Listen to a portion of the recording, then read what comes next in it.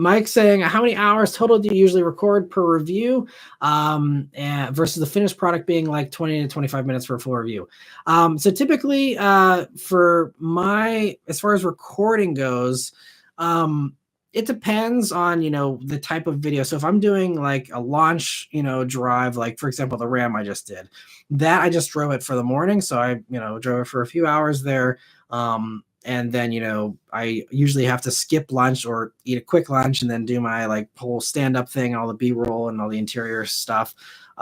So, I mean, typically, like if, for example, if I meet up with a viewer and I review their car, it's usually like a 2 to 3 hour process. I can knock out a review in about 3 hours of filming, sometimes even less. And it's just, especially with those, I'm doing a little bit of a quicker drive. It's not like an in-depth thing where I'm doing fuel economy testing and all this stuff.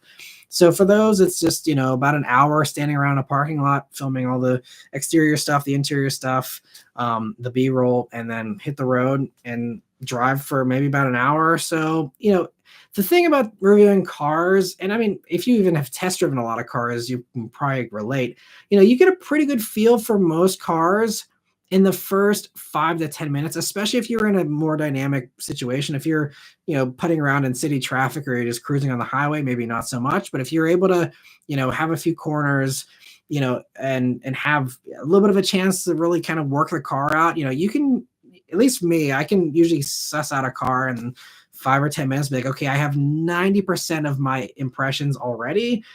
But, to do a really good video, it is uncovering that last 5 to 10%. And that's why I love having the cars for a week with press vehicles, or even just having the vehicle for a whole day with the, media launches, because it gives me more time to live with the car. And that's where, the gremlins usually come up. Most cars, when you test drive them, there's not going to usually be anything that jumps out at you as like terrible, in the first, few minutes of a quick drive.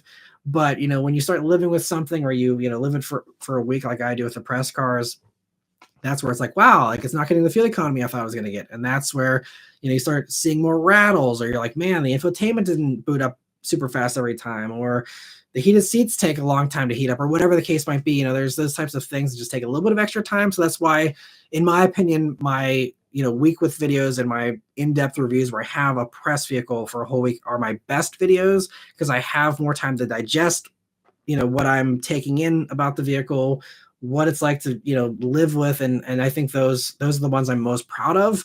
But obviously I've done a lot of great videos of just the quick, smash and grab, let's do 2 hours and then be done kind of thing.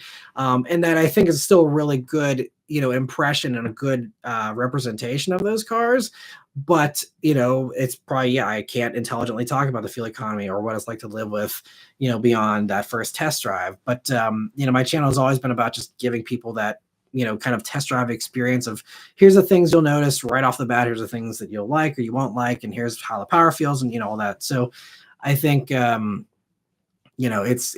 varies, but typically I'd say 3 hours of driving for those usual things is the most, and then with the week with things, it just comes down to how much time I have to drive, which is usually the main limiting factor there.